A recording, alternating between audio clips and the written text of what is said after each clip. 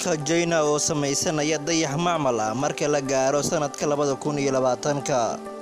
Magaalo ku taala galbeedka dalka China oo lagu magacaabo Chengdu ayaa noqonaysa magaaladii ugu horeysay ee laga hirgeliyo mashruucan si loogu maarmo nalalka ama leerarka ku shaqeeya korontada ee wadooyinka laga shido. dayaxan macmalka ayaa iftiimin doona 10 ilaa 80 kiiloomitir oo dhulka ah. China ayaa shaaca ka qaaday in dayaxan macmalka uu bixin doono iftiin ka badan midka dayaxa caadiga ah, walow aan la rumaysan karin hadalkaas.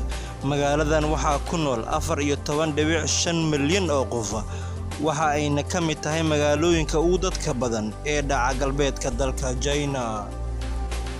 dayaxan macmalka ayaa iftiinka ka heli doona satellite-ka, waxa uuna u ekaanayaa qorraxda marka ay sii dhacayso oo kale.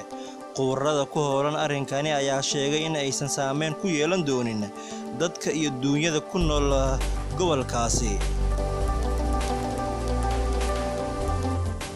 Hadalkan qiyaaliga ayaa horey waxa uu guuldareystay dalka Ruushka, balse waxaa laga dhor sugayaa 2020 iyo dalka China inay ku guuleysan karaan samaynta dayaxan macmalka haddii uu Alle idmo insha Allah.